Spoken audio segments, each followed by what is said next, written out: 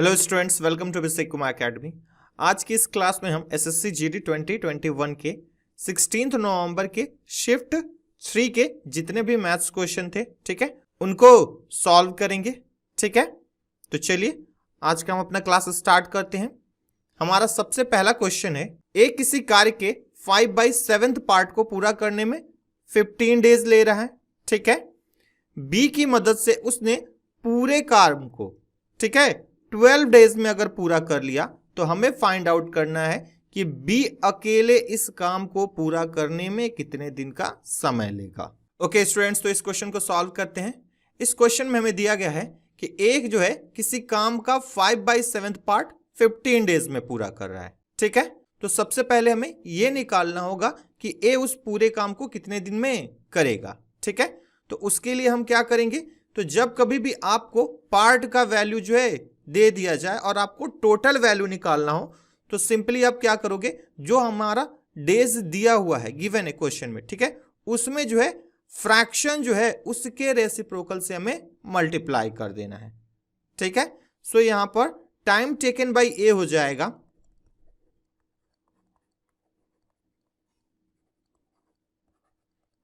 15 into हमारा जो fraction है उसका रेसिप्रोकल करना है, तो इसका रेसिप्रोकल हो जाएगा 7/5।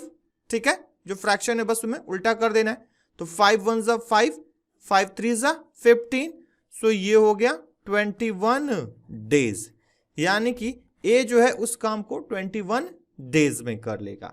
ठीक, ओके, अब हम एक तरफ लिखेंगे डे, इधर लिखेंगे वर्क और इधर कैपेसिटी। ठीक है, यहां पर लिखा ए, यहां पर ए प्लस बी। ठीक है, अब हमें पता चल चुका है कि ए जो है वो 21 डेज ले रहा है, जबकि क्वेश्चन में दिया गया है कि दोनों मिलकर क्या कर रहे हैं, 12 दिन में पूरा कर लें। सो ए प्लस बी दोनों का टोटल डेज कितना होगा, 12। ठीक है, अब हमें फाइंड आउट करना है कि टोटल वर्क कितना है। तो जब कभी भी आपको टोटल वर्क निकालना हो टाइम एंड वर्क के केस में, तो आप लोग जो भी डेज दिए हुए हैं उनका एलसीएम ले लेना है। ठीक है, वर्क जो होगा वो क्या होगा, इन दोनों का एलसीएम होगा 21 और 12 का। ठीक, तो ये हो जाएगा 84। ठीक है, तो यहां से अब हम इन दोनों की कैपेसिटी निकाल देते हैं। तो ए का कैपेसिटी हम निकाल सकते हैं 84 को 21 से डिवाइड करके, तो ये हो जाएगा 4, जबकि ए प्लस बी इन दोनों का जो कैपेसिटी होगा वो 84 को 12 से डिवाइड करके आ जाएगा, यानी कि ये हो गया 7। ठीक है, यहां पर ए की कैपेसिटी आ गई 4, जबकि ए प्लस बी दोनों की मिलाकर कैपेसिटी कितनी हो गई, 7। सो कैपेसिटी ऑफ बी कितना होगा, तो ये 7 - 4 होगा। ठीक है, या ये हो जाएगा 3। ठीक है, सो बी का कैपेसिटी हो गया 3, तो बी का टाइम कितना हुआ, तो टाइम बाय बी, तो ये हो जाएगा 84 डिवाइडेड बाय 3, या 84 को 3 से अगर हम डिवाइड कर दें तो ये आ जाएगा 28 डेज। ठीक है, यानी कि यहां पर बी जो है उस काम को अकेले 28 डेज में पूरा करेगा। सो हमारा करेक्ट आंसर जो है ऑप्शन बी होगा। ओके स्टूडेंट्स, तो हमारा अगला क्वेश्चन है कि ए, बी और सी तीनों मिलकर एक निश्चित कार्य को 10 दिनों में पूरा कर सकते हैं। ठीक है, ए बी से 20% अधिक कार्यकुशल है, जबकि सी जो है बी से 50% कम कार्यकुशल है। तो हमें फाइंड आउट करना है कि बी अकेले इस कार्य को कितने दिनों में पूरा कर सकता है। ओके स्टूडेंट्स, तो इस क्वेश्चन को सॉल्व करते हैं। ठीक है, यहां पर हमें क्वेश्चन में दिया गया है कि time taken by A, B and C is equal to 10 days है। ठीक है, और ए जो है बी से 20% ज्यादा एफिशिएंट है, जबकि सी जो है बी से 50% कम एफिशिएंट है। ठीक है, तो इन दोनों स्टेटमेंट का यूज करके हम ए, बी और सी इन तीनों के एफिशिएंसी का रेशियो या कहें तो कैपेसिटी का रेशियो हम निकालेंगे। ठीक है, तो सबसे पहले हम इन परसेंट वैल्यूज को फ्रैक्शन में कन्वर्ट कर लेते हैं। तो 20% यहां पर ज्यादा है, सो ये 1/5 होगा, जबकि यहां पर ये 50% कम है, सो ये -1/2 होगा। अब पहले वाले फ्रैक्शन का यूज करके हम निकालेंगे कि a/b कितना होगा। तो अगर b 5 है तो a 6 होगा। उसी तरह दूसरे वाले फ्रैक्शन का यूज करके हम b/c निकालेंगे। तो अगर b 2 है तो c क्या होगा, इससे एक कम, यानी कि ये होगा 1। ठीक, अब a ratio b ratio c निकालते हैं। तो a है 6, b है 5, फिर सेकेंड केस में b है 2 और c है 1। ठीक है, अब हमें करना क्या है, यहां पर जहां जहां जो स्पेस खाली है उसके बगल वाले नंबर को हम यहां पर लिख देते हैं। तो यहां पर 5 है तो यहां पर भी 5, यहां पे 2 है तो यहां पर भी 2 लिख देना और सबको मल्टीप्लाई कर लेना। तो ये हो जाएगा 6 2 ज़ा 12, ये हो जाएगा 5 2 ज़ा 10 और 5 1 ज़ा 5। सो हमारा ए, बी और सी तीनों के कैपेसिटी या एफिशिएंसी का रेशियो हो गया 12:10:5। ओके स्टूडेंट्स, तो हमारा एफिशिएंसी रेशियो आ चुका है। ठीक है, अब हम निकालेंगे टोटल वर्क कितना हुआ। तो total work is equal to होता है total time into total capacity. ठीक है, या एफिशिएंसी जो भी कहिए। तो यहां पर तीनों का जो टोटल टाइम है वो 10 डेज है, जबकि टोटल कैपेसिटी है 12 + 10 + 5, या ये हो जाएगा 10 × 27, या यहां से टोटल वर्क आ गया 270। नाउ हमें टोटल वर्क पता है, हर एक का एफिशिएंसी भी पता है, तो हम निकाल सकते हैं। So time taken by B होगा, तो टोटल वर्क है 270 और उसका एफिशिएंसी 10 है। ठीक है, सो इसको 10 से डिवाइड कर देंगे तो ये आ जाएगा 27 डेज। ठीक है, इसी तरह हम ए और बी का भी निकाल सकते हैं। ए का निकालने के लिए हमें 270 को 12 से डिवाइड करना पड़ेगा, जबकि सी का निकालने के लिए हमें 270 को 5 से डिवाइड करना पड़ेगा। ओके स्टूडेंट्स, हमारा अगला क्वेश्चन है, एक निश्चित वार्षिक साधारण ब्याज की दर पर कोई धनराशि 7 वर्षों में स्वयं का वो 70% हो जा रही है। ठीक है, तो हमें फाइंड आउट करना है कि 8000 रुपीज का समान रेट पर 3 सालों में उसका चक्रवृद्धि ब्याज कितना होगा। ओके स्टूडेंट्स, तो इस क्वेश्चन को सॉल्व करते हैं। ठीक है, सबसे पहले हम लेट कर लेते हैं कि P जो है हमारा 100 है।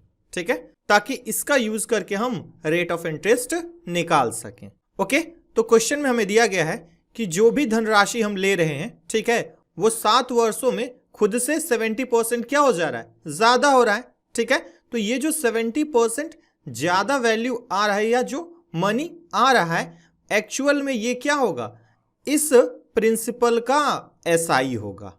ठीक है, सो हम कह सकते हैं कि SI जो है वो प्रिंसिपल का 70% है, यानी कि ये 100 का 70% होगा।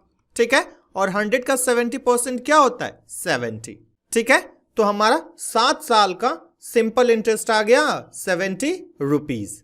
ठीक, अब हम यहां पर फाइंड आउट करेंगे कि 1 साल का सिंपल इंटरेस्ट कितना होगा। तो SI ऑफ 1 ईयर ये जो है 70/7 करके निकलेगा। ठीक है, और ये हो जाएगा 10 रुपीज। ठीक है, आपको एक बात ध्यान में रखना है हमेशा कि जो सिंपल इंटरेस्ट होता है ना, हर साल का जो है सेम होता है। ठीक है, यहां पर पहले साल के लिए भी 10 रुपया होगा, दूसरे साल के लिए भी 10 रुपया होगा, तीसरे साल के लिए भी 10 रुपया होगा, और ऐसे ही 7वें साल के लिए भी क्या होगा, 10 रुपया ही होगा। ठीक है ना, तो जब कभी भी आपको एक से ज्यादा ईयर का, ठीक है, अगर सिंपल इंटरेस्ट पता हो और आपको 1 साल का निकालना हो ना, तो बस जितने साल का दिया होगा उससे डिवाइड कर दीजिएगा, आपका 1 साल का सिंपल इंटरेस्ट निकल जाएगा। ठीक, अब हम रेट ऑफ इंटरेस्ट निकाल सकते हैं। तो रेट ऑफ इंटरेस्ट जो है इसका फॉर्मूला होता है SI of 1 year divided by P into 100%। ठीक है, जब कभी भी आपको रेट निकालना हो तो आप यही वाला फॉर्मूला यूज कर लीजिएगा सिंपल इंटरेस्ट के केस में। तो यहां से ये हो गया 10 डिवाइडेड बाई 100 इंटू 100%, या यहां से ये वैल्यू आ गया 10%, यानी कि वहां पर रेट ऑफ इंटरेस्ट कितना था, 10% था। ठीक है, अब हमें क्वेश्चन में फाइंड आउट करना है कि अगर हमारे पास 8,000 रुपए हैं, ठीक है, और सेम इंटरेस्ट पर 3 सालों का कंपाउंड इंटरेस्ट कितना होगा। ठीक है, तो इसके लिए हम करेंगे क्या, हमारा जो रेट ऑफ इंटरेस्ट आया है ना, ठीक है, ये पर ईयर का है। ठीक है, तो हम फाइंड आउट करेंगे कि 3 साल का overall rate of compound interest कितना होगा। ठीक है, तो इसके लिए हम A plus B plus AB by 100 का फॉर्मूला यूज करेंगे। ठीक है, और इसका यूज करके हम 3 सालों में टोटल रेट ऑफ इंटरेस्ट कितना हो जाएगा वो निकाल लेंगे। ठीक, अगर यही हमें ना सिंपल इंटरेस्ट पे पूछ देता कि 3 सालों का रेट ऑफ इंटरेस्ट कितना होगा, तो सिंपली हम 10 में 3 से मल्टीप्लाई करके निकाल लेते हैं। ठीक, लेकिन अगर कंपाउंड इंटरेस्ट का है तो वहां पर हम जो है सिंपली 3 से मल्टीप्लाई करके जो है ओवरऑल कंपाउंड इंटरेस्ट नहीं निकल सकता। ठीक है, क्योंकि कंपाउंड इंटरेस्ट के केस में हमें इंटरेस्ट के ऊपर भी क्या होता है, इंटरेस्ट मिलता है। ठीक है, इसलिए जब कभी भी आपको टोटल रेट ऑफ इंटरेस्ट अगर निकालना हो, ठीक है, कंपाउंड इंटरेस्ट के केस में, तो वहां पर आप लोग A plus B plus AB by 100 का फॉर्मूला यूज कीजिएगा। ठीक है, तो सबसे पहले हम पहले 2 सालों का टोटल कितना रेट ऑफ कंपाउंड इंटरेस्ट होगा ये निकाल देते हैं। ठीक है, तो यहां पर A का वैल्यू भी 10 होगा और B का वैल्यू भी क्या होगा, 10 होगा। तो 10 प्लस 10 इंटू 10 डिवाइडेड बाई 100%, या इसे अगर हम कैलकुलेट कर दें तो ये आ जाएगा 21%, यानी कि पहले 2 सालों का total rate of compound interest कितना हो गया, 21%। ठीक है, अब हम फाइंड आउट करेंगे कि तीनों सालों का टोटल कितना हुआ। तो पहले 2 सालों का 21 है, ठीक है, और तीसरे साल का 10। ठीक है, तो ये हो गया 21 plus 10 plus 21 into 10 divided by 100 और %। ठीक है, यहां पर 1 0 से 1 0 कैंसिल हो गया, और इसे अगर हम टोटल सॉल्व कर दें तो ये हो जाएगा 33.1%। ठीक है, यानी कि तीनों सालों का मिलाकर टोटल रेट ऑफ इंटरेस्ट आ गया 33.1%।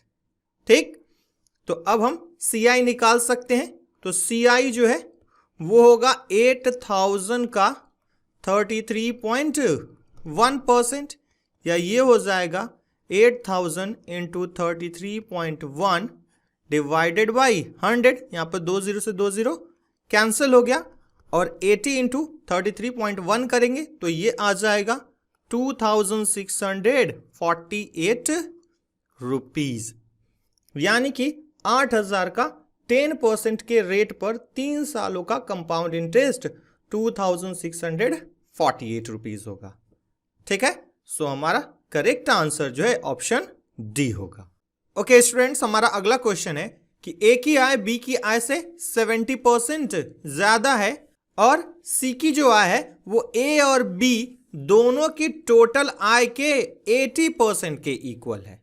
ठीक है, तो हमें फाइंड आउट करना है कि ए की आय सी की आय से कितने प्रतिशत कम है।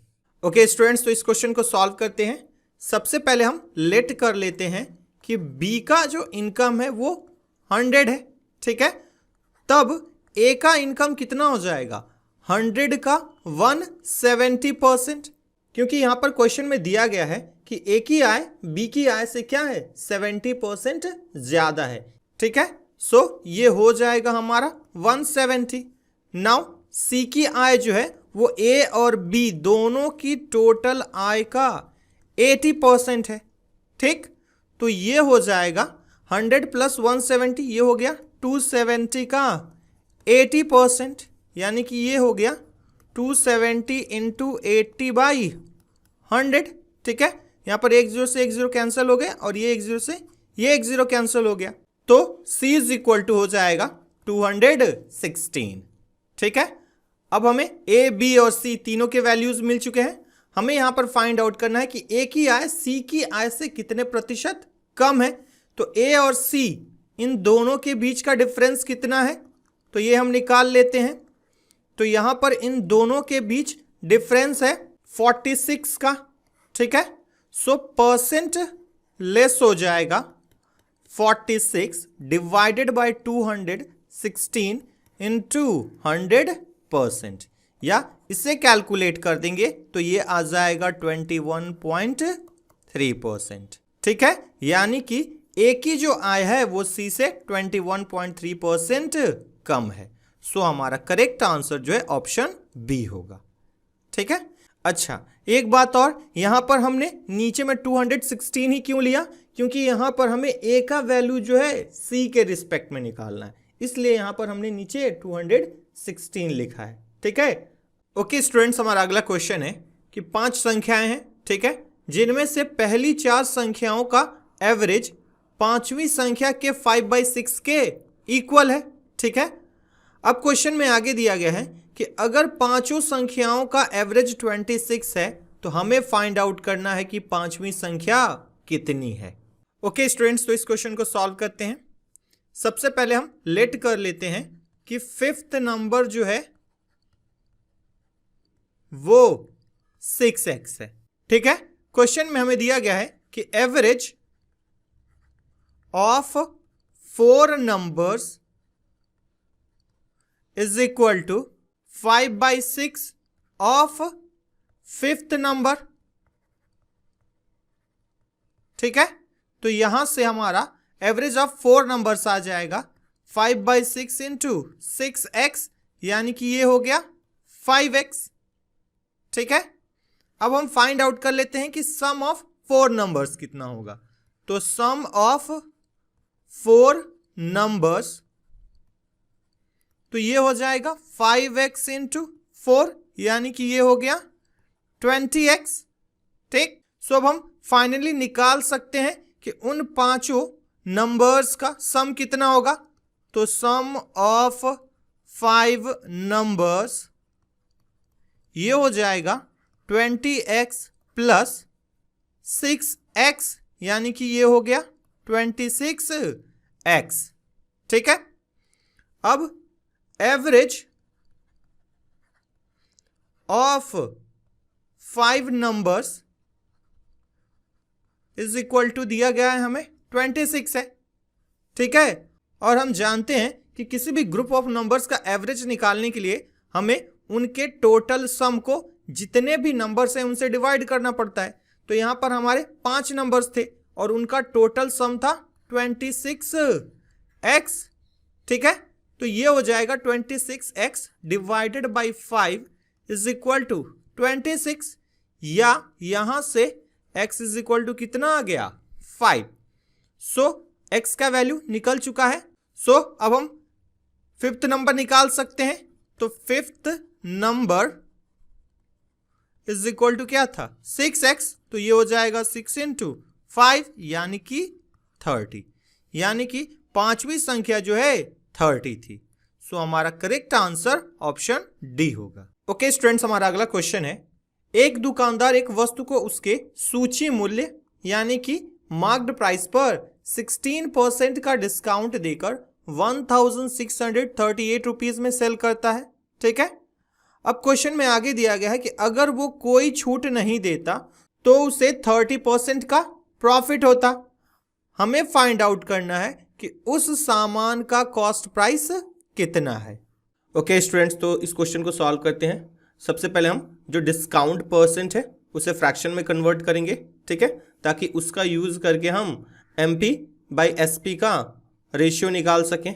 ठीक है, तो यहाँ पर 16% जो डिस्काउंट है वो -4/25 होगा। ठीक है, जहाँ पर ये जो नीचे 25 है ये ऑलवेज मार्क्ड प्राइस होता है। ठीक है, जबकि 4 जो है वो डिस्काउंट होता है। तो यहाँ से हमारा अब MP/SP का वैल्यू आ जाएगा 25 डिवाइडेड बाई 21।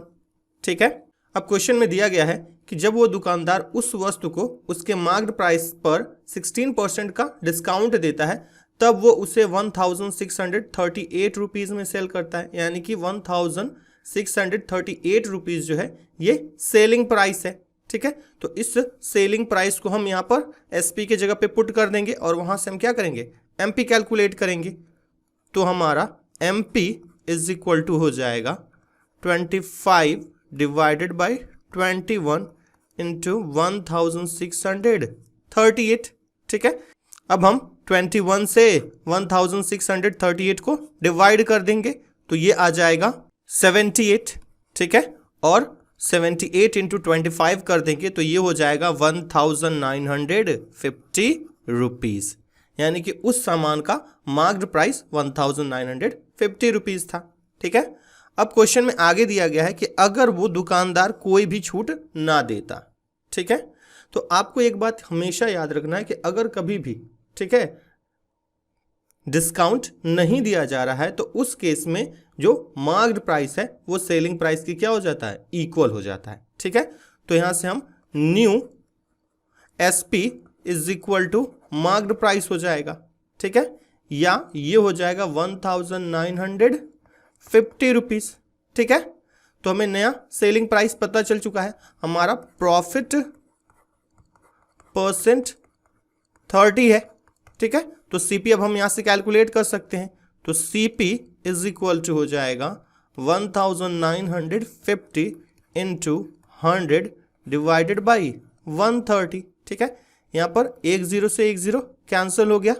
ठीक है, और 13 से 195 को डिवाइड कर देंगे तो ये 15 टाइम्स में पूरा डिवाइड हो जाएगा, और 15 इंटू 100 कर देंगे तो ये हो जाएगा 1500 रुपीज़। सो उस सामान का कॉस्ट प्राइस जो है 1500 रुपीज़ था। ठीक है, सो हमारा करेक्ट आंसर जो है ऑप्शन ए होगा। ओके स्टूडेंट्स, तो हमारा अगला क्वेश्चन है, एक समकोण त्रिभुज की भुजाओं की लंबाइयों का अनुपात 5:12:13 है। ठीक है, और इसका परिमाप यानी कि पेरीमीटर 90 सेंटीमीटर है। तो हमें फाइंड आउट करना है कि उस त्रिभुज का एरिया कितना होगा। ओके स्टूडेंट्स, तो इस क्वेश्चन को सॉल्व करते हैं हम। सबसे पहले हम एक राइट एंगल ट्रायंगल ड्रॉ कर लेते हैं। ठीक है,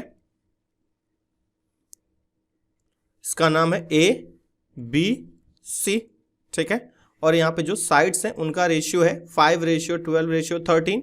तो मैंने मान लिया कि AB जो है वो 5x है, BC जो है वो 12x है, और AC जो है 13x है। ठीक है, अब अगर हम इन तीनों साइड्स का सम निकालें तो ये होगा 5x plus 12x plus 13x। But question के अकॉर्डिंग दिया गया है कि इन तीनों साइड्स का जो सम है यानी कि उसकी जो परिसीमा है या परिमाप है वो 90 है। ठीक है, सो यहाँ से हम लिख सकते हैं कि 30x का वैल्यू क्या हो गया, 90, यानी कि x का वैल्यू कितना हो जाएगा, 3। ठीक है, सो अब हम इसका एरिया निकाल सकते हैं। तो area of right angle triangle होता है 1/2 इंटू AB इंटू BC, या ये हो जाएगा 1/2 इंटू 5x इंटू 12x। ठीक है, 2 1 ज़ा 2 और 2 6 ज़ा 12, या ये हो जाएगा 5 3 ज़ा 30 x स्क्वायर। x का वैल्यू इसमें हम पुट कर देते हैं तो ये हो जाएगा 30 इंटू 3 का स्क्वायर, यानी कि ये हो जाएगा 270। ठीक है, सो उस राइट एंगल ट्रायंगल का एरिया 270 सेंटीमीटर स्क्वायर है। सो हमारा करेक्ट आंसर जो है ऑप्शन बी होगा।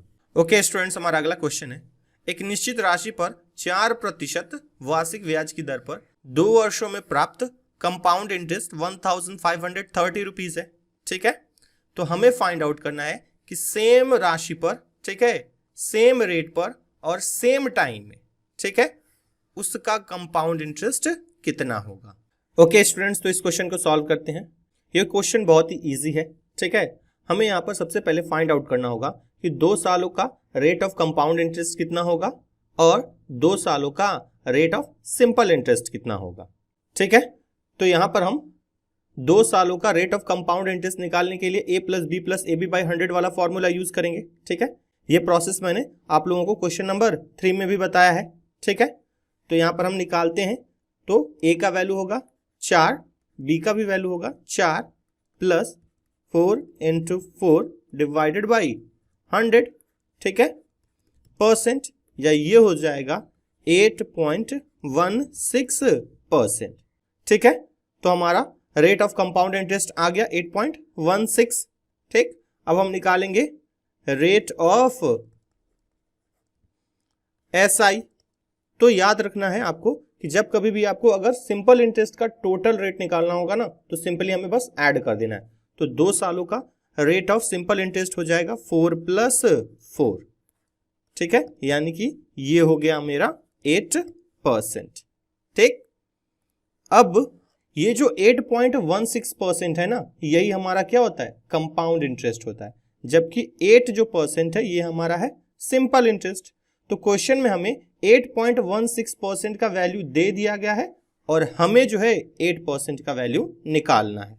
सो 8.16% इज इक्वल टू हम लिख सकते हैं 1530, ठीक है, या 8% इज इक्वल टू हम लिख सकते हैं 1530 डिवाइडेड बाई 8.16 इंटू 8, ठीक है। और अगर हम इस पूरे वैल्यू को कैलकुलेट कर दें तो हमारा आंसर आ जाएगा 1500 रुपीज, ठीक है, यानी कि सेम अमाउंट का सेम रेट पर और सेम टाइम के लिए जो सिंपल इंटरेस्ट है वो 1500 होगा। सो हमारा करेक्ट आंसर जो है ऑप्शन बी होगा। ओके स्टूडेंट्स, हमारा अगला क्वेश्चन है, एक नाव 52 मिनट के कुल समय में, ठीक है, धारा के विपरीत दिशा में 10 किलोमीटर जबकि धारा की दिशा में 11 किलोमीटर की दूरी तय कर सकती है, ठीक है। यदि धारा की चाल होगा यहाँ पे, ठीक है, 5 किलोमीटर प्रति घंटा है, तो हमें फाइंड आउट करना है कि धारा की दिशा में नाव की चाल ज्ञात कीजिए, ठीक। ओके स्टूडेंट्स, तो इसे सॉल्व करते हैं। सबसे पहले हम लेट कर लेते हैं कि जो बोट है, ठीक है, उसका स्पीड जो है x है, तो स्पीड ऑफ बोट ये हमने मान लिया x, ठीक है। अब हमें क्वेश्चन में दिया गया है कि जो पानी है, ठीक है, उसका स्पीड जो है 5 किलोमीटर प्रति आवर है, ठीक है। तो अब यहां से हम फाइंड आउट करेंगे कि speed of boat in direction of current, यानी कि पानी की दिशा में इसका चाल क्या होगा, तो ये हो जाएगा x प्लस 5, जबकि speed of boat in opposite direction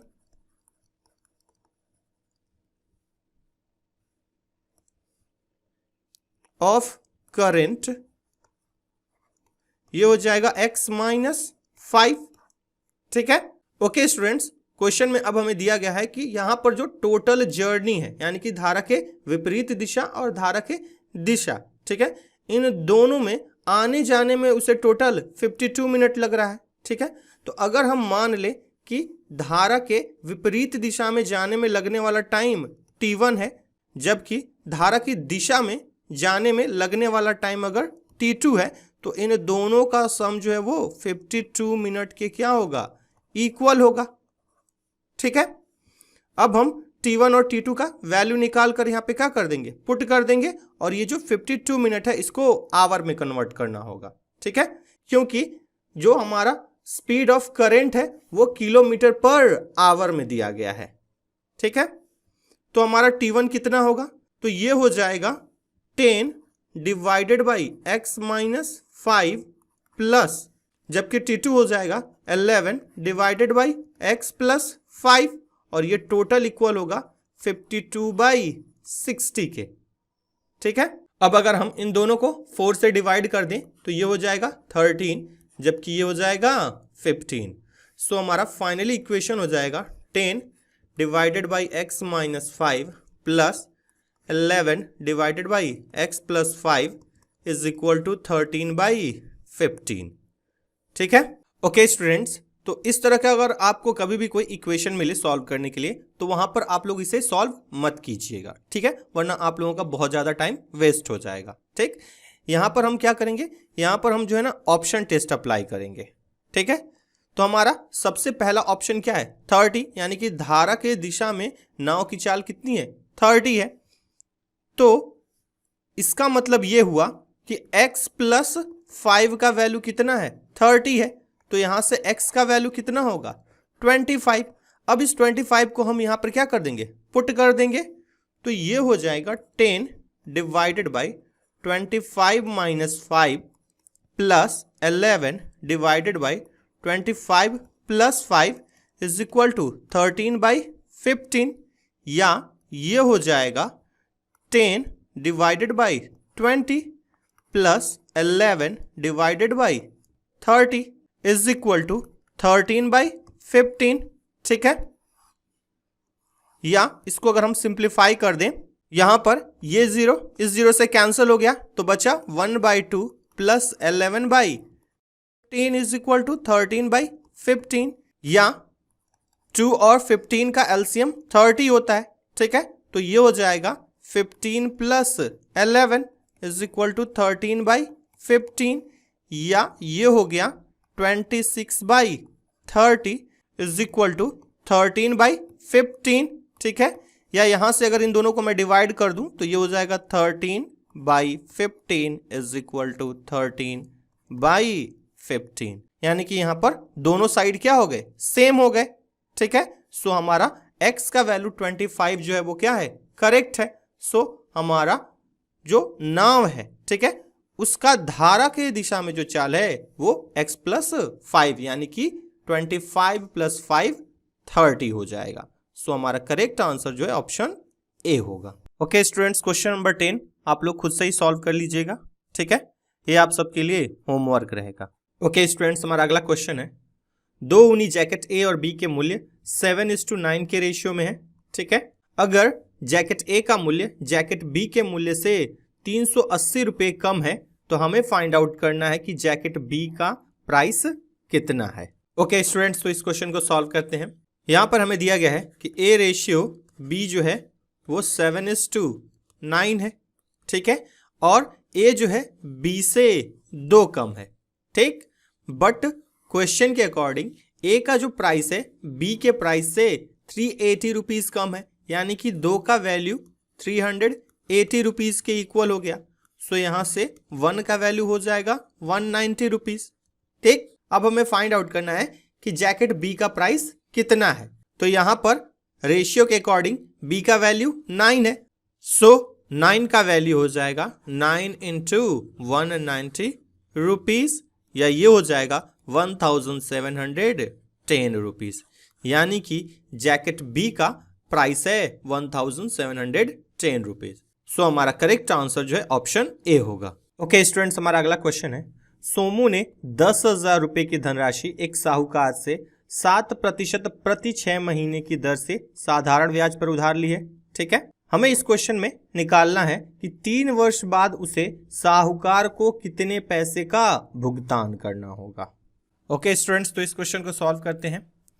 सबसे पहले हम फाइंड आउट करेंगे कि 3 साल का रेट ऑफ सिंपल इंटरेस्ट कितना हुआ। ठीक है, क्वेश्चन में हमें दिया गया है कि rate of simple interest for 6 months ये है 7%। तो rate of simple interest for 3 years जो है ये हो जाएगा 7 इंटू 6%, यानी कि ये हो गया 42%।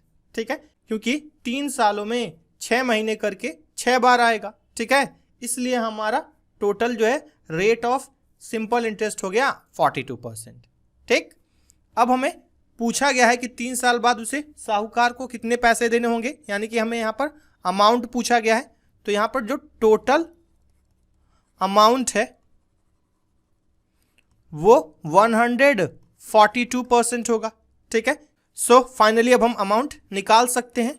तो अमाउंट इज इक्वल टू हो जाएगा 10,000 का 142%, यानी कि ये हो जाएगा 14,200 रुपीज। ठीक है, यानी कि सोमू को उस साहूकार को 3 साल बाद 14,200 रुपीज पे करने होंगे। सो हमारा करेक्ट आंसर जो है ऑप्शन बी होगा। ओके स्टूडेंट्स, हमारा अगला क्वेश्चन है 75 लीटर के एक मिश्रण में दूध और पानी का अनुपात 3:2 है। यदि यह अनुपात 1:2 करना हो तो हमें कितना पानी मिलाना होगा। ओके स्टूडेंट्स, तो इस क्वेश्चन को सॉल्व करते हैं। एक तरफ हम लिखते हैं मिल्क और एक तरफ लिखते हैं वाटर। ठीक है, इधर इनिशियल रेशियो और इधर फाइनल रेशियो। ठीक है, इनिशियली दूध और पानी का रेशियो 3:2 का है। ठीक, बाद में ये रेशियो जो है 1:2 का हो जा रहा है। ठीक है, इस क्वेश्चन में दिया गया है कि हम इस मिक्सचर में पानी मिला रहे हैं। तो जब कभी भी ऐसा क्वेश्चन मिले, ठीक है, तो आपको एक बात का ध्यान रखना है कि जो चीज़ हम मिलाते हैं, ठीक है, उनका वैल्यू तो चेंज हो जाएगा। ठीक है, लेकिन जिस चीज़ को हम नहीं मिला रहे हैं उन दोनों का वैल्यू क्या होना चाहिए, सेम होना चाहिए। ठीक है, तो इस क्वेश्चन में हम वाटर ऐड कर रहे हैं। सो इस वजह से दोनों जगहों पर मिल्क की क्वांटिटी सेम होनी चाहिए, बट यहाँ पर दोनों जगहों पर मिल्क की क्वांटिटी क्या है, अलग अलग है। सो इसको हम क्या करेंगे, सेम करेंगे।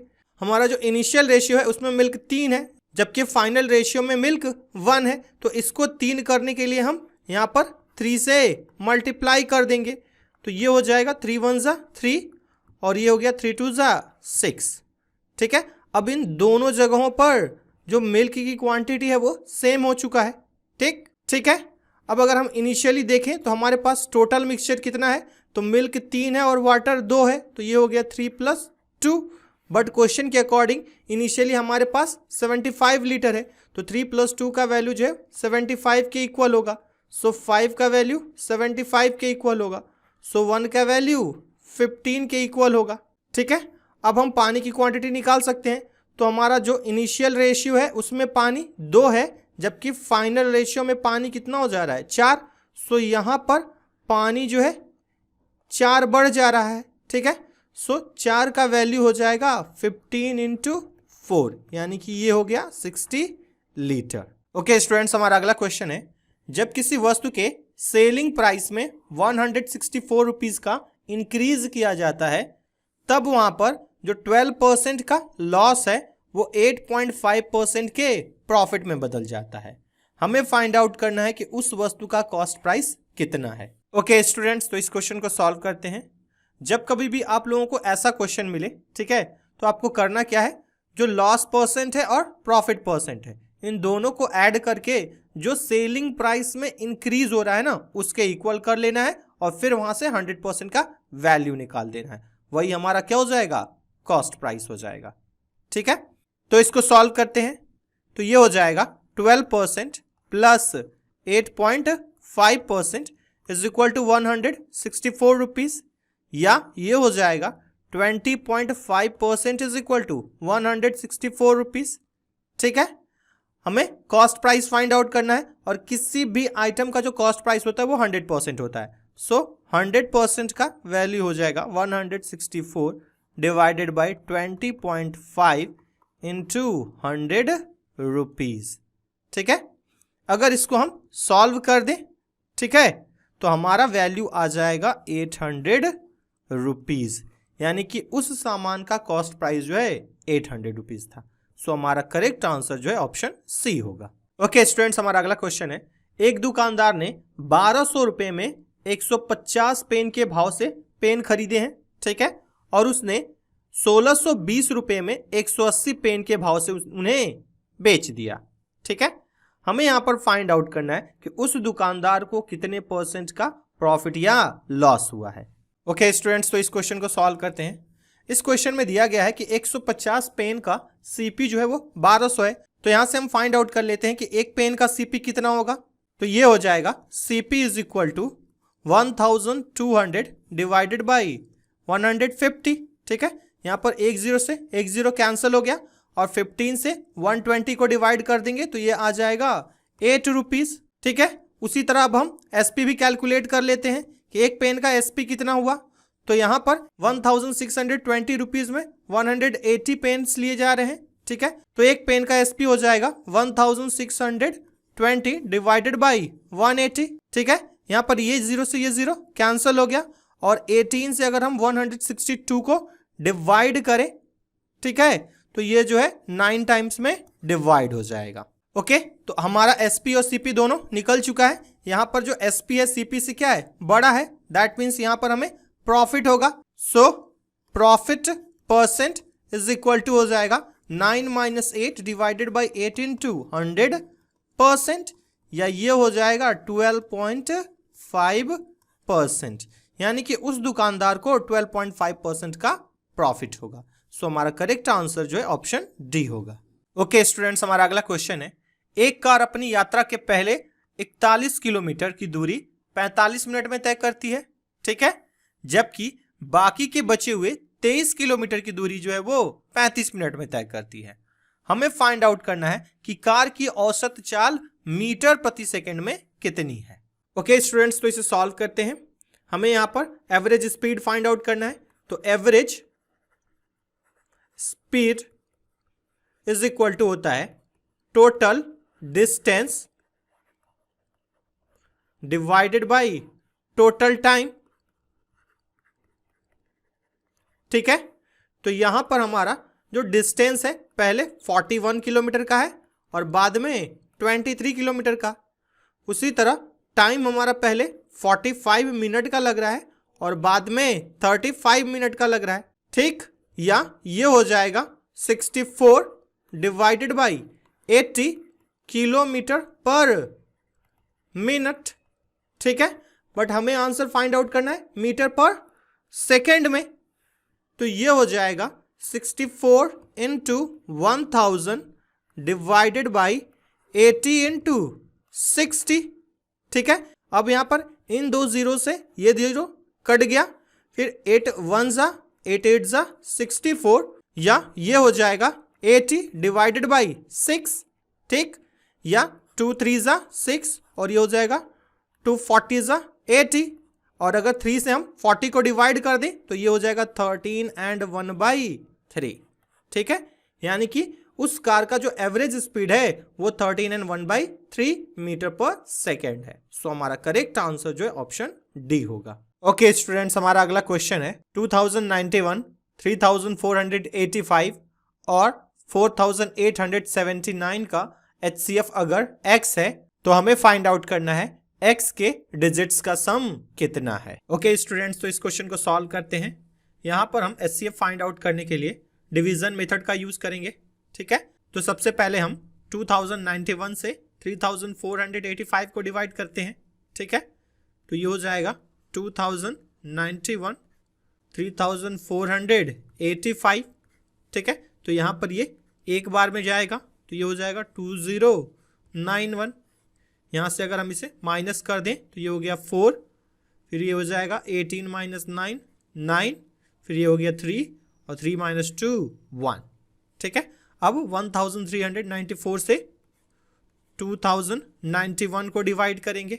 ठीक है, तो ये भी एक बार में जाएगा तो ये हो जाएगा 1394। यहाँ पे अगर माइनस किया तो ये हो जाएगा 7, 18 - 9 9 और 9 - 3 6। ठीक है, अब 6097 से 1394 को डिवाइड करेंगे तो ये कंप्लीटली जो है 2 टाइम्स में डिवाइड हो जाएगा। तो ये हो जाएगा 1394, माइनस कर दिया तो ये पूरा का पूरा कट गया, यानी कि इन दोनों का HCF कितना आ गया 697। अब 697 से 4879 को डिवाइड करेंगे तो ये हो गया 697, इससे डिवाइड किया 4879 को। ठीक है, तो ये पूरा का पूरा 7 टाइम्स में डिवाइड हो जाएगा। तो यहाँ पर हो गया 4879, तो ये भी पूरा पूरा कट गया।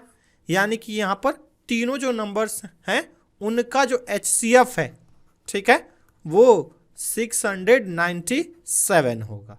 ठीक है, तो sum of digits is equal to हो जाएगा 6 + 9 + 7, या ये हो जाएगा 22।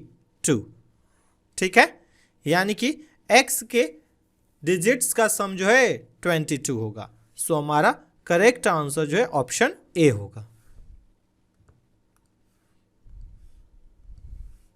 ओके स्टूडेंट्स, हमारा अगला क्वेश्चन है, यदि तीन संख्याएं 3:5:7 के अनुपात में है और उनका एलसीएम 2415 है, तो हमें फाइंड आउट करना है कि दूसरी संख्या और पहली संख्या के बीच कितना अंतर होगा। ओके स्टूडेंट्स, तो इस क्वेश्चन को सॉल्व करते हैं। सबसे पहले हम लेट कर लेते हैं कि हमारे जो तीन नंबर्स हैं वो 3x, 5x एंड 7x हैं। ठीक है, so let the numbers be 3x, 5x and 7x। ठीक, देन इन तीनों नंबर का एलसीएम कितना हो जाएगा? तो ये हो जाएगा 3 × 5 × 7 × x। ठीक है, बट क्वेश्चन के अकॉर्डिंग इन तीनों नंबर्स का एलसीएम जो है 2415 दे रखा है। ठीक है, सो 105x का वैल्यू 2415 के इक्वल होगा, या यहां से अगर हम x का वैल्यू निकालना चाहें तो ये हो जाएगा 2415 डिवाइडेड बाई 105, और अगर इसे हम 105 से डिवाइड कर दें तो ये 23 टाइम्स में कंप्लीटली डिवाइड हो जाएगा। ठीक है, अब हम जो है डिफरेंस निकाल सकते हैं।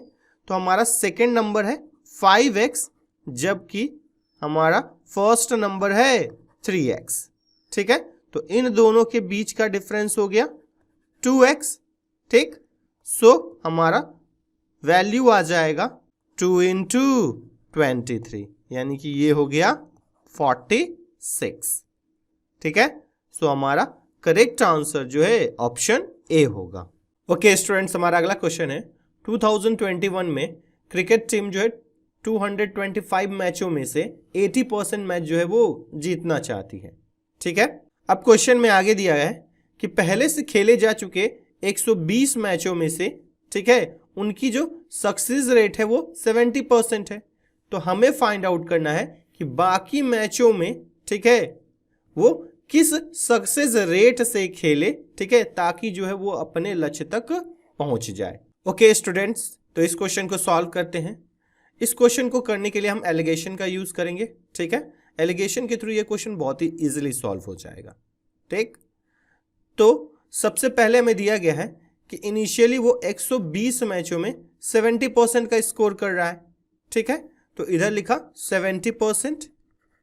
ठीक, अच्छा, उसे टोटल जो है सक्सेस रेट 80% का चाहिए, और बाकी का जो बच गया मैच उसका हमें फाइंड आउट करना है। तो उसे हम मान लेते हैं कि ये x% है।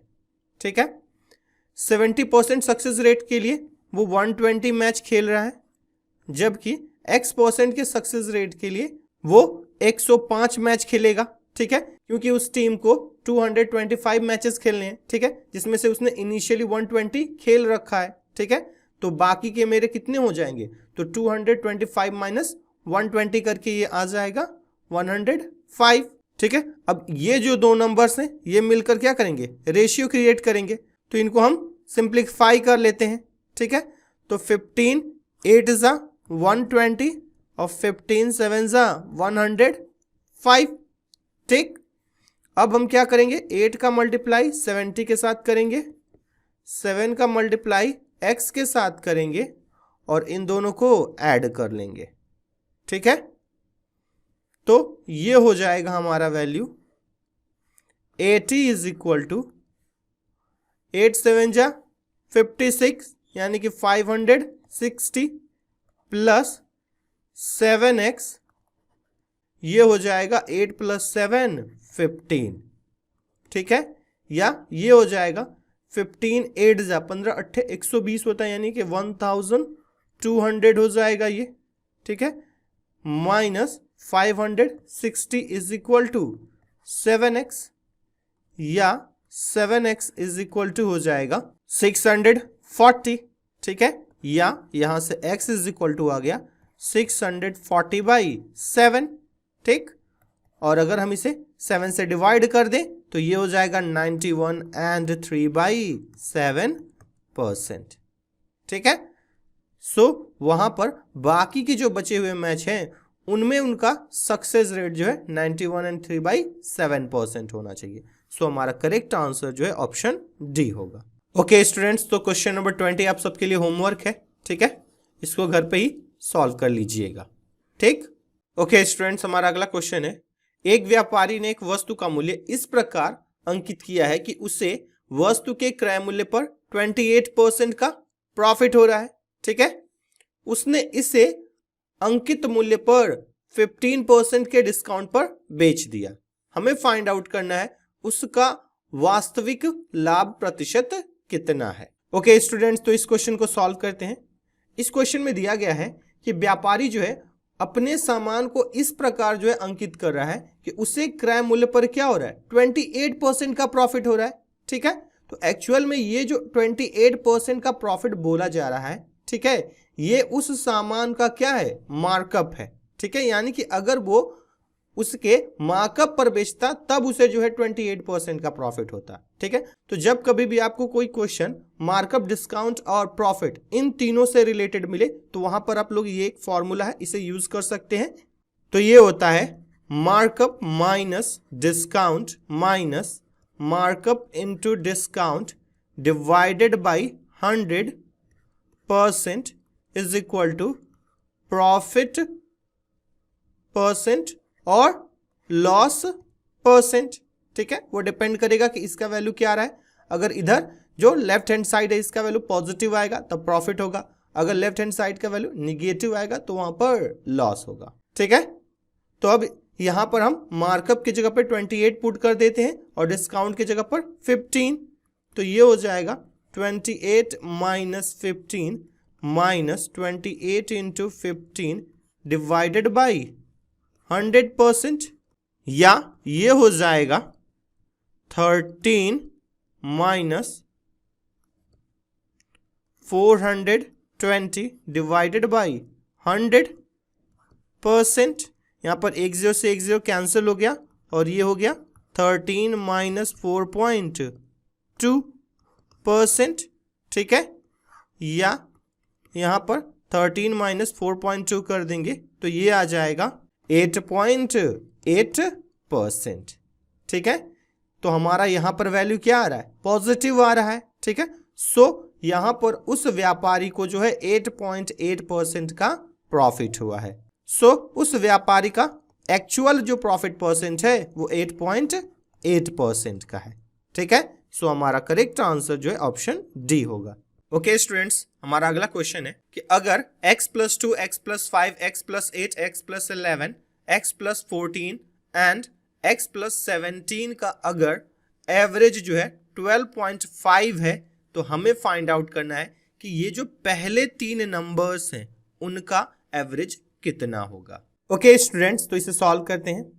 यहां पर जो हमें 6 नंबर्स दिए गए हैं, ठीक है, अगर इनको आप ध्यान से देखो तो ये एक सीरीज की तरह चल रहे हैं, ठीक है। यहाँ पर हर 2 कॉन्जिक्यूटिव नंबर्स के बीच जो है 3 का डिफरेंस है, ठीक है। यहाँ पे देखिए 5 - 2 करेंगे तो 3 आएगा, 8 - 5 करेंगे तो 3 आएगा, 11 - 8 करेंगे तो 3 आएगा। उसी तरह 14 - 11 3 होता है और 17 - 14 भी 3 होता है, ठीक है। तो जब कभी भी अगर आपको एक सीरीज दी जाए और उसका एवरेज निकालना हो ना तो आपको बस करना क्या है कि जो पहला नंबर है और आखिरी नंबर है, ठीक है, उन दोनों को ऐड करके 2 से डिवाइड कर देना है और उसका क्या हो जाएगा, एवरेज निकल जाएगा, ठीक। तो हम भी यहां पर वही करेंगे। तो यहां पर लिखेंगे हम x + 2 plus x + 17 divided by 2, ठीक है। तो ये आ गया उन 6 नंबर्स का एवरेज, बट क्वेश्चन में दिया गया है कि उन 6 नंबर्स का एवरेज जो है 12.5 है। सो ये इक्वल टू हो जाएगा 12.5 के, ठीक। या यहां से ये हो जाएगा x plus x 2x, 17 plus 2 19 is equal to ये हो जाएगा 25 के, ठीक है। या यहां से 2x इज इक्वल टू आ जाएगा 25 माइनस 19, या 2x इज इक्वल टू हो गया 6, या यहां से x इज इक्वल टू कितना आ गया 3, ठीक है। अब हम पहले 3 नंबर्स का एवरेज निकाल सकते हैं। तो यहां पर ये जो पहले 3 नंबर्स हैं वो भी तो क्या है, सीरीज में ही है, ठीक है। तो इनका जो एवरेज होगा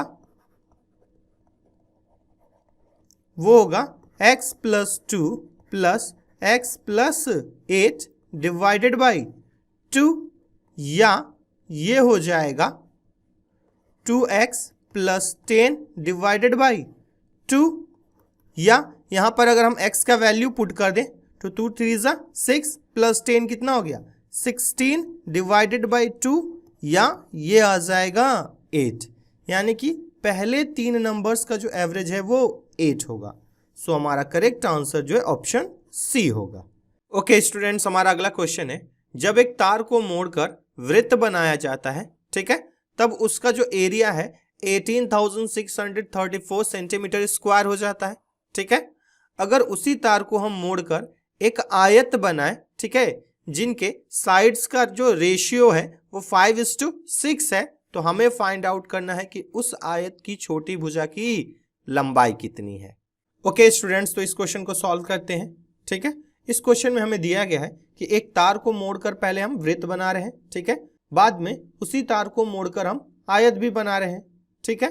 तो आपको एक बात यहाँ पर ध्यान में हमेशा रखना है कि जब कभी भी हम किसी तार को मोड़कर अलग अलग शेप क्रिएट करते हैं तो उन हर एक शेप का जो है ना एरिया डिफरेंट होगा, ठीक है, लेकिन उनका जो पेरीमीटर होगा, ठीक है, वो ऑलवेज क्या होगा, सेम होगा, ठीक है। तो यही वाला कॉन्सेप्ट हम यहाँ पर यूज करने वाले हैं, ठीक है। तो सबसे पहले हमें निकालना होगा कि सर्कल का सरकमफ्रेंस कितना है, यानी कि उसका पेरीमीटर कितना है, ठीक है, ताकि जो वो वैल्यू आएगा उसको हम क्या करेंगे, जो हमारा रेक्टेंगल है उसके पेरीमीटर के क्या कर देंगे, इक्वल कर देंगे, और वहां से फिर हम जो रेक्टेंगल है उसकी छोटी भुजा की लंबाई निकाल लेंगे, ठीक। तो निकालते हैं। तो हमारा क्वेश्चन में दिया गया है जो हमारा सर्कल है उसका एरिया 18,634 है। सो एरिया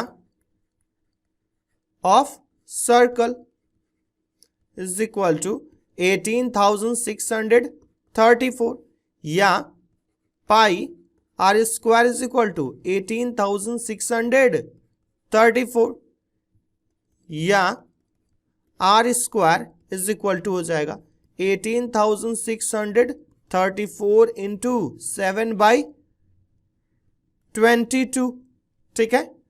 तो पाई का वैल्यू जो है 22/7 होता है, ठीक है, लेकिन जब वो दूसरी तरफ जाएगा तो वो 7/22 हो जाएगा, ठीक है। अब यहां पर हम 22 से 18,634 को डिवाइड कर देते हैं, तो ये हो जाएगा 847, ठीक है, और इंटू 7, ठीक है। सो फाइनली हमारा r इज इक्वल टू हो जाएगा √847 इंटू 7, ठीक है। अगर हम इसका स्क्वायर रूट निकाल दें तो r इज इक्वल टू आ जाएगा 77 सेंटीमीटर, ठीक है। सो r का वैल्यू जो है हमारा निकल चुका है, ठीक। अब हम सर्कल का सरकमफ्रेंस निकालेंगे। तो सरकमफ्रेंस जो होता है वो होता है 2πr, या ये हो जाएगा 2 इंटू 22/7 इंटू 77। यहाँ पर 7 से 77 को डिवाइड कर दिया तो ये हो गया 11, या ये हो गया 2 इंटू 22 इंटू 11, ठीक है। अब जैसा कि मैंने पहले बता रखा है कि जो रेक्टेंगल का पेरीमीटर होगा वो सर्कल के सरकमफ्रेंस के इक्वल होगा। So perimeter of rectangle is equal to circumference of circle, ठीक है, या ये हो जाएगा 2 इंटू ब्रैकेट में L plus B is equal to 2 into 22 into 11, ठीक है। यहाँ पर 2 से 2 क्या हो गया, कैंसिल हो गया। और रेक्टेंगल के साइड का रेशियो जो है 5:6 था, सो हम मान लेते हैं कि उसका लेंथ 5x है और उसका जो ब्रेड्थ है वो 6x है, ठीक है। तो ये हो गया 5x plus 6x is equal to 22 into 11, या यहां से हो गया ये 11x is equal to 22 into 11, या यहां से x का वैल्यू आ गया 22, ठीक है। हमें क्वेश्चन में पूछा गया है कि स्मॉलेस्ट साइड कितनी है, smallest side is equal to हो जाएगा 5x, या ये हो जाएगा 5 इंटू 22, यानी कि ये हो गया 110 सेंटीमीटर, यानी कि उस रेक्टेंगल की जो सबसे छोटी साइड थी वो 110 सेंटीमीटर है। सो हमारा करेक्ट आंसर जो है ऑप्शन सी होगा। ओके स्टूडेंट्स, हमारा अगला क्वेश्चन है 18 ऑरेंजेस को 151.20 में बेचने पर एक व्यक्ति को 20% का लॉस हो रहा है, ठीक है। तो हमें फाइंड आउट करना है कि 30% का प्रॉफिट कमाने के लिए उसे 819 रुपीज में कितने ऑरेंजेस सेल करने होंगे। ओके स्टूडेंट्स, तो इस क्वेश्चन को सॉल्व करते हैं। इस क्वेश्चन में दिया गया है कि जो व्यक्ति है, ठीक है, वो 18 ऑरेंजेस को 20% के लॉस पे 151.20 रुपीज में सेल कर रहा है, ठीक है। तो इसका यूज करके हम सबसे पहले निकालेंगे कि 18 ऑरेंजेस का सीपी कितना है, ठीक है। तो हमें दिया गया है कि SP of 18 oranges is equal to 151.20 rupees, ठीक है। तो यहां से हमारा निकल जाएगा CP of 18 oranges is equal to 151.20 into 100/80, या ये हो जाएगा 5 टाइम्स में डिवाइड 20 से, जबकि ये 20 से 4 टाइम्स में डिवाइड हो जाएगा, ठीक है। और अगर इस पूरे वैल्यू को हम कैलकुलेट कर दें तो ये आ जाएगा 189 रुपीज, ठीक है। तो यहां से 18 ऑरेंजेस का सीपी निकल चुका है। अब हम फाइंड आउट करेंगे कि सीपी ऑफ 1 ऑरेंज कितना होगा, ठीक है।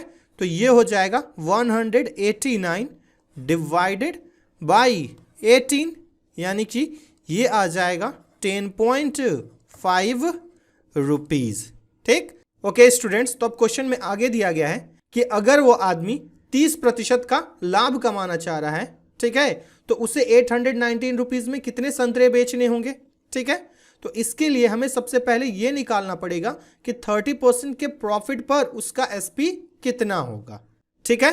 तो हमारा न्यू एसपी हो जाएगा 10.5 इंटू 130 डिवाइडेड बाई 100, ठीक है। यहां पर 0 से 0 कैंसिल हो गया, ठीक है। और अगर हम इसे 13 से मल्टीप्लाई करके 10 से डिवाइड कर दें तो ये आ जाएगा 13.65 रुपीज, यानी कि अब एक ऑरेंज का जो न्यू एसपी है वो 13.65 रुपीज है, ठीक। हमारे पास टोटल जो पैसा है वो 819 रुपीज है, ठीक है। सो अब हम निकाल सकते हैं कि टोटल ऑरेंजेस कितने मिलेंगे। तो new number of oranges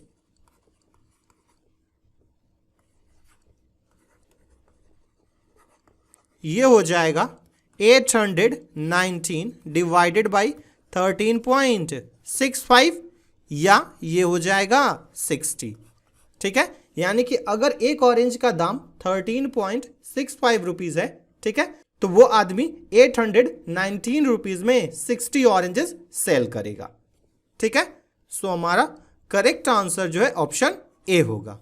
okay students, हमारा आखिरी क्वेश्चन है, यदि 6225 रुपीज की धनराशि को 3 हिस्सों में इस प्रकार बांटा जाए कि पहले हिस्से का 4 गुना, ठीक है, दूसरे हिस्से के 5 गुने तथा तीसरे हिस्से के 7 गुने के बराबर है, तो हमें फाइंड आउट करना है कि पहले और दूसरे हिस्से के बीच का अंतर कितना है। ओके स्टूडेंट्स, तो इसे सॉल्व करते हैं। सबसे पहले हम लेट कर लेते हैं कि ये जो तीनों पार्ट्स हैं वो ए, बी और सी हैं।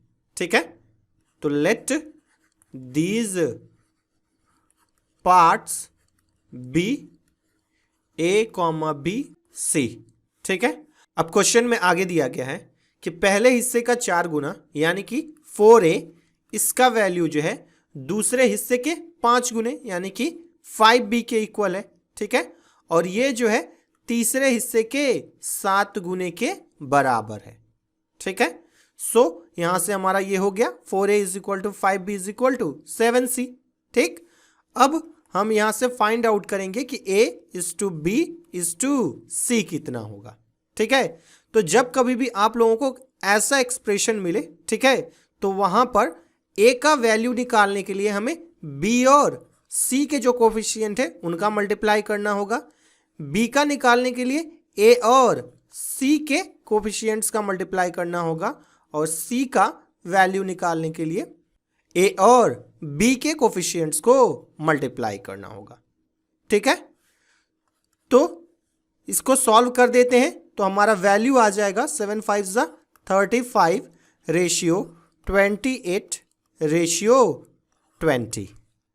ठीक है, सो अब हमें ए, बी और सी इन तीनों के बीच का रेशियो मिल चुका है। ठीक है, तो अब हम फाइंड आउट कर लेते हैं कि टोटल सम कितना हुआ पहले। तो क्वेश्चन के अकॉर्डिंग हमारा a प्लस बी प्लस सी का वैल्यू 6225 है, बट हमारे अकॉर्डिंग ये है 35 प्लस 28 प्लस 20। ठीक है, सो इसका भी वैल्यू क्या होगा 6225 के इक्वल हो जाएगा, या 83 इज इक्वल टू 6225 हो जाएगा। ठीक है, तो यहां से अब हम 1 का वैल्यू निकाल सकते हैं, तो 1 का वैल्यू हो जाएगा 6225 डिवाइडेड बाई 83, या ये हो जाएगा 75 रुपीज। ठीक है, हमें क्वेश्चन में पूछा गया है कि पहले और दूसरे हिस्से के बीच का अंतर कितना है, तो उस धनराशि का पहला हिस्सा 35 है जबकि दूसरा हिस्सा 28 है।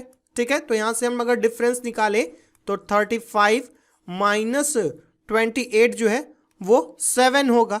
ठीक है, सो 7 का वैल्यू हो जाएगा 75 इंटू 7। ठीक है, क्योंकि 1 का वैल्यू 75 है इसलिए 7 का वैल्यू 75 इंटू 7 हो जाएगा। ठीक है, या 75 इंटू 7 को मल्टीप्लाई कर देंगे तो हमारा वैल्यू आ जाएगा 525 रुपीज। ठीक है, सो यहां पर पहले और दूसरे पार्ट के बीच जो है 525 रुपीज का डिफरेंस है। सो हमारा करेक्ट आंसर जो है ऑप्शन सी होगा। ओके स्टूडेंट्स, तो आज का हमारा क्लास यहीं पे खत्म होता है। अगर आप लोगों को यह पसंद आया है तो इसे लाइक करें, शेयर करें और चैनल को सब्सक्राइब करना ना भूलें। ठीक है, मैंने इस क्लास का PDF जो है डिस्क्रिप्शन में अटैच कर दिया है, वहां से आप लोग इसे डाउनलोड कर सकते हैं। Thank you for watching Abhishek Kumar academy. Goodbye, take care and happy learning.